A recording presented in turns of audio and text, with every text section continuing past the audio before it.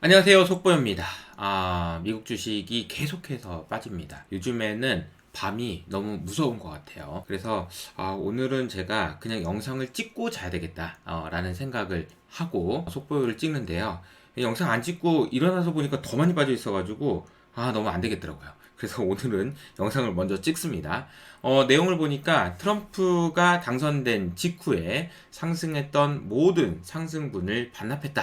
이런 이야기가 나오네요. 미국 주식이 트럼프 랠리 덕분에 생겼던 3.4조 달러의 시가총액 증분이 싹 사라져버렸다. 이런 얘기가 나오고 있습니다. 실제로 올해 주식시장의 흐름을 보면요. 이게 빅테크라고 할 수 있는 이쪽 섹터들이 전반적으로 부진했던 반면에 필수 소비재나 아니면 헬스케어 그리고 유틸리티 섹터들에서는 긍정적인 움직임을 나타내고 있습니다. 즉 다시 말하면 관세에는 혹은 AI에는 상관이 없는 그런 주식들은 양호한 성과를 보였다라는 것이고요.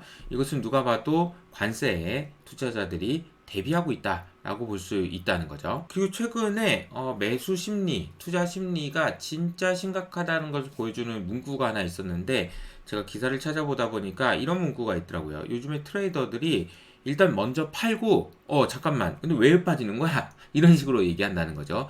보통 차분하게 이렇게 대응을 할 때는 이거 시장 왜 빠지는 거야? 그래?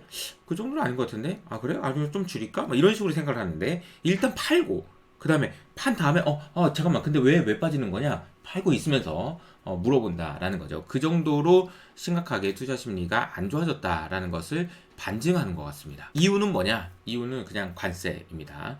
관세에 대한 불확실성이 이 그림은 1960년대부터 정책에 대한 불확실성을 체크해 왔는데 최근 들어서 그 불확실성이 역대급, 그러니까 2018년보다도 훨씬 더 높은 수준까지 올라와 있다라는 거죠. 이 불확실성 때문에 투자를 하는 사람도 힘들지만 실제로 사업하는 사람들은 더 힘들다는 걸 알 수 있는 게 어제 나왔던 ISM 제조업 지수의 세부 항목들을 보면 모든 사람들이 관세 얘기하고 있다라는 거죠. 이것이 아마도 많이 반영이 돼 있을 거라고 생각합니다. 그런데 제가 사실은 조금 걱정스러운 부분들은 이런 건데요. 트럼프가 중국의 시진핑에게 관세를 몇 번 때렸죠. 그런데 지금 중국에게 때린 규모는 이 정도고 중국이 반격한 규모는 이 정도 규모라고 합니다. 그러니까 중국이 더 세게 맞은 건 맞죠. 그런데 이게 이상한 게요. 중국한테 이렇게 미국이 잽 이렇게 던졌는데 중국이 한 배 딱 맞았는데 이런 분위기라는 거죠. 이 정도 맞으면 아파. 왜 때려? 왜 그러는 거야? 이렇게 얘기해야 되는데 딱 맞았는데 괜찮다. 이런 분위기. 왜 그러냐면은, 트럼프가 시진핑한테 전화를 하라고 그랬거든요. 근데 전화를 안 한다는 거예요. 이렇게 맞았는데 전화를 안 하는 이유가 진짜 맞아가지고 쓰러진 건 아닐 거 아니에요? 근데 이거 맞고 나서 괜찮은데? 이런 분위기라는 것이 아닌가 싶어가지고 좀 불안하게 됩니다. 왜 이게 불안하냐면 중국이 미국이 이렇게 강하게 나왔을 때 중국이 알았어 이거 우리 좀 잘 지내보자 라는 것이 아니고 전화도 안 한다라는 것은 앞으로 이 갈등이 좀 더 커질 수 있다라는 우려는 있는 것 같아요. 게다가 본 게임은 4월 달이다라는 이야기가 나오고 있기 때문에 이런 우려들이 좀 계속해서 시장에 부정적인 영향을 줄 수 있다라는 것은 생각할 필요가 있는 것 같습니다. 다만 우리가 시장에는 이미 좀 상당 부분 반영되어 있을 가능성도 있다라는 측면도 이해하셔야 될 것 같아요. 무슨 얘기냐면 안 좋은 상황이라는 건 맞아요. 그래서 제가 아무리 따져봐도 지금 호재라고 할 수 있는 게 그렇게 많지는 않아요. 그런데 우리가 생각해 봐야 되는 거는 주식시장은 항상 먼저 선 반영한다라는 거죠. 그래서 미국의 1분기 GDP가 2.8% 역성장 할 거라는 것이 이미 지금 반영되어 있는 상황이고요. 그리고 최근에 자주 말씀드렸지만 경제 성장에 대한 전망치는 계속 낮아지고 있고 인플레이션은 계속 걱정된다라는 이야기가 나오고 있어서 스태그플레이션 우려도 상당 부분 반영이 돼 있다라고 보시는 게 맞는 것 같습니다. 물론 좋은 내용은 아직은 없는 상황도 맞지만요. 자, 그러면은 이제 우리는 주식시장을 떠나야 되는 걸까요? 미국 시장 이제 다 팔고 이제 도망쳐야 될까? 이런 생각을 해보면 좋아질 수도 있는 시나리오를 좀 생각해 보는 게 필요하지 않을까? 지금 정도 되면 그런 생각도 하게 되는데 제가 생각할 때 가장 중요한 것 중에 하나는 우선은 백악관에서 열리는 크립토 서밋인 것 같습니다. 내일 모레 3월 7일이 되면요, 백악관에서 크립토 서밋이라는 행사를 처음으로 진행하게 됩니다. 스테이블 코인에 대한 명확한 규제를 만들겠다. 그리고 암호화폐 전반에 대한 명확한 가이드라인을 만들겠다. 그리고 중요한 거죠. 비트코인을 미국의 전략적 준비 자산으로 고려하겠다라는 것 등등이 논의될 것으로 알려져 있습니다. 물론 실망할 수도 있겠죠. 하지만 3월 7일 날 백악관에서 행사를 하는데 아니 그냥 뭐 아무것도 없이 그냥 끝날까요? 그런 생각을 해보면 기대감을 좀 가져도 되지 않을까라는 생각을 하는데요. 문제는 뭐냐면 어제 그런 것들이 반영이 돼가지고 비트코인 가격이 올랐단 말이에요. 근데 그 이사로 많이 빠졌어요. 그래서 이 부분을 보면 지금 아직 기대감이 없는 건가? 아니면 뭐 별일 없는 건가? 우리가 여기서 알 수는 없으니까요. 이제 그런 분위기라는 거죠. 근데 제가 봤을 때는 일부의 주장이긴 하지만 정말 일부의 주장이긴 하지만 이런 이야기도 있다라는 겁니다. 미국 재무부가 지금 비트코인을 사려고 하는데 비트코인을 사려면 가격이 너무 많이 오르면 못 사는 것도 있잖아요.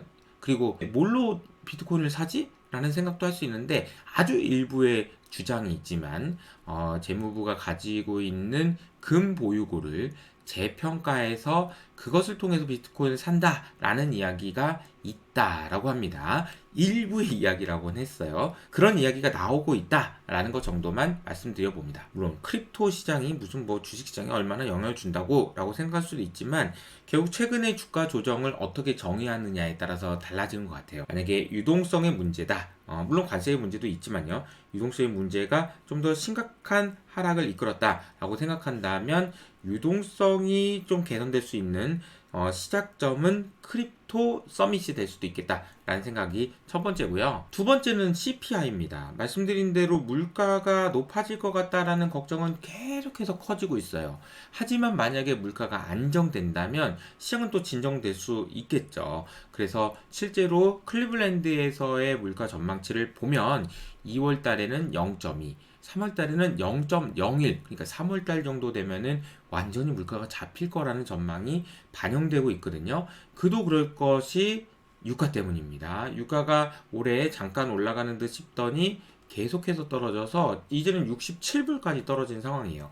금리도 낮아진 상황이고요. 전반적으로 물가가 심각한 상황이 돼서 스태그플레이션이 될 수도 있다라는 우려를 지금 생각하기는 너무 이르지 않나라는 생각입니다.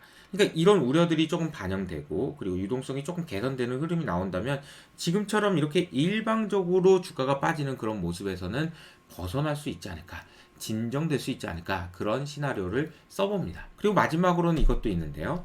주가가 너무 빠르게 하락하다 보니까 밸류에이션이라는 측면에서도 과거에 2020년도에 너무 비쌀 때 그리고 최근에 너무 비싸다는 얘기가 나왔었지만 이제는 한 20배 정도 수준으로 과거 5년치 평균 정도의 수준까지 밸류에이션이 낮아졌거든요. 이런 부분들을 감안하면 저도 너무 무섭고 쫄리긴 해요. 그리고 밤마다 잠도 잘 안 오고 그렇습니다. 그럼에도 불구하고 좀 긍정적인 시나리오, 그리고 이렇게 된다면 주가가 오를 수 있겠다라는 생각들을 가지시면서 대응하실 필요는 있겠다라는 생각인 거죠. 물론 막연하게 잘 될 거야 이런 건 아니지만 이런 시나리오를 가지고 계신 게 필요할 것 같고요. 그러면 너는 맨날 좋다고만 하고 그냥 계속 사기만 하는 거냐? 라고 질문을 하신다면 저도 나름대로 최악의 시나리오를 생각하고는 있거든요. 제가 생각하는 최악의 시나리오는 앞서 말씀드린 대로 경기는 안 좋아서 금리를 내려야 되는데 물가가 올라서 오히려 연준이 금리를 올려야 되는 상황이 된다면 시장이 부러질 수도 있을 것 같아요. 그런데 보시는 것처럼 시장의 생각은 연준이 앞으로 6월 그리고 7월 그리고 10월 달에 금리를 각각 한 번씩 인하해서 올해 한 3번 정도 금리를 인하할 거라는 전망이 이미 반영이 되어 있습니다. 그러니까 연준이 금리를 올려서 시장이 깽판이 쳐지지만 않는다면 시장은 지금 조정 구간이지 아예 끝난 구간은 아니지 않을까라는 생각을 말씀드리면서 오늘은 여기서 마무리하도록 하겠습니다. 제발 내일 아침에는 속보를 또 찍는 일이 없기를 바라는 마음에서 저는 여기서 인사드릴게요. 감사합니다.